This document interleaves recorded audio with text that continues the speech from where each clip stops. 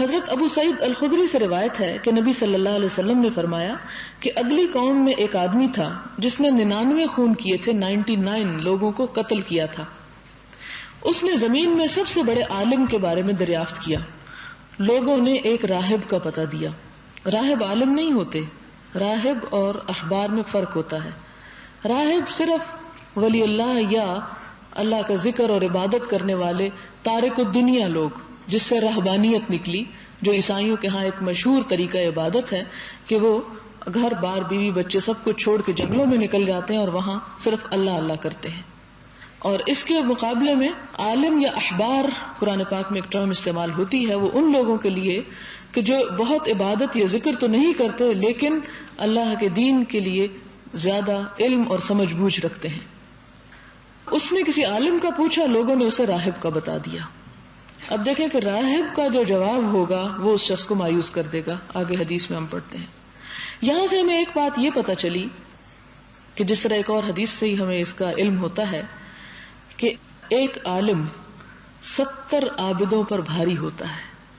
یعنی 70 لوگ اگر دن رات عبادت میں لگے ہوئے ہیں اور ایک شخص علم کے حصول میں لگا ہوا ہے، سیکھنے سکھانے میں مصروف ہے، تو اس کا درجہ ان 70 عبادت گزاروں سے بڑھ کر ہے. اور اسی طرح ایک اور جگہ پر آتا ہے کہ ایک عالم جو ہے اس کی حیثیت چاند کی سی ہے آسمان کے ستاروں کے مقابلے میں. چاند کی جتنی روشنی ہوتی ہے وہ چھوٹے چھوٹے ستاروں کی، اگرچہ وہ ان گنت ہوتے ہیں، وہ مل کر بھی اتنی روشنی نہیں بناتے. آپ نے دیکھا ہوگا کہ جب چاند نہیں ہوتا ستارے زیادہ چمک کر نظر آتے ہیں، لیکن ان کی چمک زمین پر کوئی خاص روشنی پیدا نہیں کرتی. یعنی اگر ان کو اکٹھا کر دیا جائے، اب تو سب کی روشنی رہی ہے زمین پر، مگر بے شمار وسعتوں میں پھیلے ہوئے ہیں، الگ الگ ہیں، بکھرے ہوئے ہیں، اور ہر ایک کی روشنی آ رہی ہے، اور وہ ساری روشنی مل کر بھی چاند کے برابر نہیں پہنچتی. اور اس کے مقابلے میں چاند کا حجم دیکھنے میں ان سب کے مقابلے میں، ان کو اکٹھا کر کے جو سائز بنتا ہے اس کے مقابلے میں بہت کم بنتا ہے، لیکن اس کے اندر اتنی قوت ہوتی ہے اس روشنی میں کہ دنیا بھر کو روشن کر دیتا ہے. تو اسی طرح ایک عالم جب اپنے علم میں رسوخ حاصل کرتا ہے تو اس کی چمک سے بہت دنیا فائدہ اٹھاتی ہے. لیکن عبادت گزار ہزاروں ہی کیوں نہ ہو، وہ اپنی اپنی جگہ پر صرف اپنی ذات کو فائدہ پہنچاتے ہیں. وہ ایک چمکتا ہوا ستارہ تو ہو سکتے ہیں لیکن دوسروں سے ان کو فیض نہیں پہنچتا زیادہ. اگرچہ کچھ ستاروں سے وہ رہنمائی تو حاصل ہوتی ہے، ان کے کچھ ایسے کام ہوتے ہیں، لیکن بہرحال علم اور عبادت کا فرق یوں سمجھایا گیا.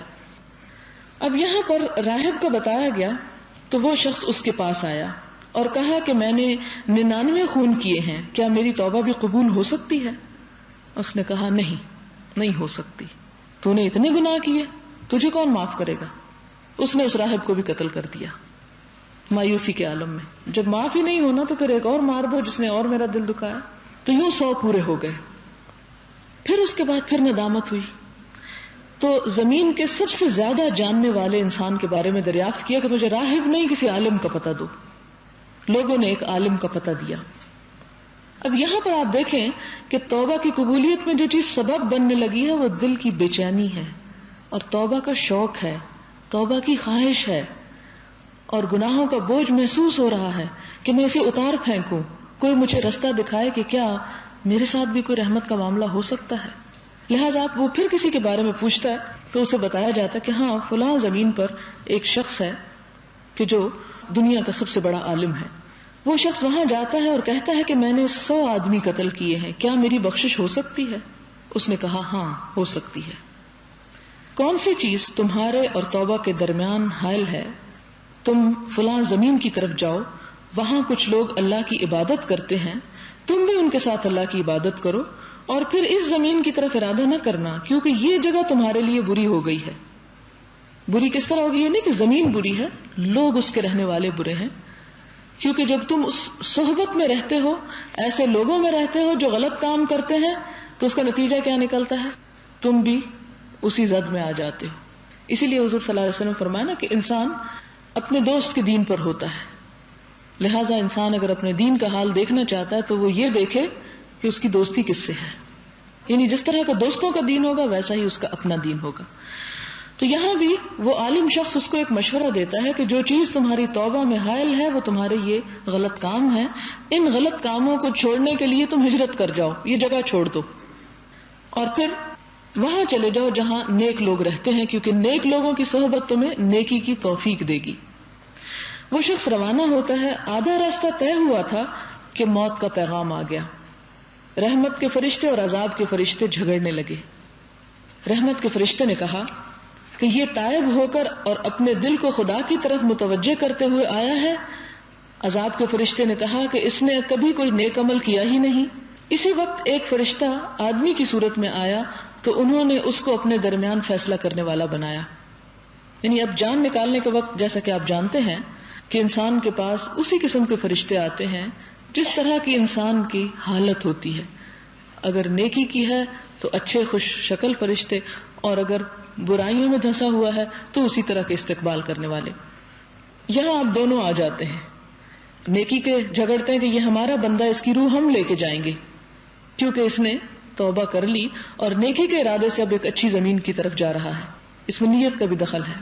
اور دوسرے کہتے ہیں کہ نہیں، اس نے تو ابھی کوئی اچھا کام ہی نہیں کیا، اس لیے صرف زبانی توبہ کر لینے سے کیا بنتا ہے۔ تیسرے شخص کو جس کو انہوں نے فیصلہ کرنے والا بنایا، اس نے کہا دونوں زمینوں کو ناپو، کون سی زمین اس کے قریب ہے۔ انہوں نے ناپا تو اس زمین کو زیادہ قریب پایا جس کی طرف وہ جا رہا تھا، یعنی نیکی کا ارادہ کر رہا تھا، اس کا فاصلہ کم رہ گیا تھا۔ تو رحمت کے فرشتے نے روح قبض کر لی۔ بخاری اور مسلم کی روایت ہے، اس لیے کہ برائی اور اس کے درمیان فاصلہ زیادہ ہو چکا تھا، اور نیکی کے درمیان اور اس کے یعنی نیک زمین یا نیک کام کرنے کا جہاں اس نے ارادہ کیا تھا وہ جگہ کم تھی۔ ایک اور صحیح روایت میں آتا ہے کہ اس نیک بستی کے قریب ایک بالشت سے زیادہ تھا تو اس کے رہنے والوں میں شمار کیا گیا۔ ایک اور صحیح روایت میں ہے کہ اللہ تعالیٰ نے اس زمین کو جہاں سے آیا تھا حکم دیا کہ دور ہو جا، اور اس زمین کو جہاں جا رہا تھا حکم دیا کہ قریب ہو جا، اور کہا دونوں زمینوں کو ناپو۔ جب ناپا گیا تو اس زمین کو ایک بالشت قریب پایا، بس اس کو بخش دیا گیا۔ اور ایک اور روایت میں آتا ہے کہ آدمی نے اپنے کو گھسیٹ کے اس زمین کے قریب کر لیا۔ مراد یہ ہے کہ اس کی یہ کوشش اور مرتے دم تک پھر اس کا یہ تڑپ اور جذبہ اور جوش رہا کہ میں ادھر چاہے رینگ کر بھی اور ناک کے بل بھی کیوں نہ پہنچ جاؤں کسی طرح۔ تو وہ جان کنی کے عالم میں بھی ہو سکتا ہے کہ اس توبہ کے جذبے اور شوق کے ساتھ اس جگہ کی طرف، ان لوگوں کی طرف بڑھ رہا ہو جو اللہ کے پسندیدہ بندے تھے۔ لہذا توبہ میں کیا چیز انسان کو فائدہ دیتی ہے؟ انسان کی نیت، انسان کا ارادہ، انسان کی کوشش، صرف زبانی کلامی باتیں نہیں۔